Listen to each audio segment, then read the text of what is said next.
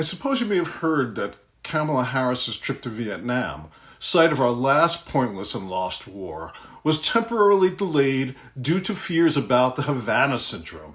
So let's talk about this so-called mysterious Havana syndrome. Well, first of all, it's not mysterious, and secondly, it has nothing to do with Havana, so calling it the Havana syndrome is a bit disingenuous. Havana has almost nothing to do with it. It's being used all over the world, in many countries, on many people. Let's be clear, this is not a mystery. It is very well documented. This is a weapon.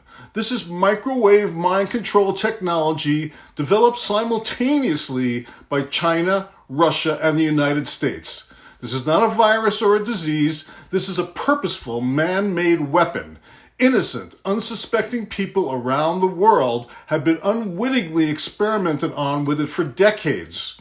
We know that these three countries, superpowers, are not above experimenting on their own people. They all have programs devoted to this mind control technology. This is not conspiracy. This is not paranoia. This is well-chronicled fact.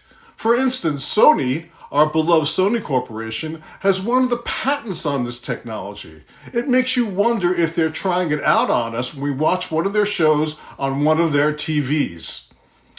But if you look up Havana syndrome, you won't see any mention of this.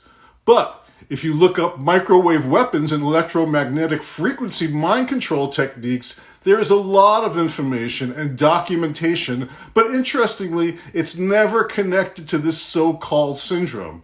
So calling it Havana is a very successful propaganda technique, another brainwashing technique for us to associate this weapon with the communists, whoever they are these days. This is yet another way to cover up the truth. So the American government and the military know exactly what this is. And it's no mystery. You've heard of PSYOPs. You've heard of MK Ultra. You've heard of the National Security Council. You've heard of the CIA. It's well known we collaborated with Nazis after the war on various technologies, including experimental aircraft, with the man who would be known as the father of the space program, ex-Nazi Wernher von Braun. Well, the Nazis were working on mind control techniques as well, and all the emerging superpowers, the US and Russia at that time, and now China, wanted in on it. We know that the CIA director, Richard Helms, ordered the destruction of all MK Ultra records in 1973. This again is a fact. So remember, when they say there's no evidence, that's because they destroy the evidence.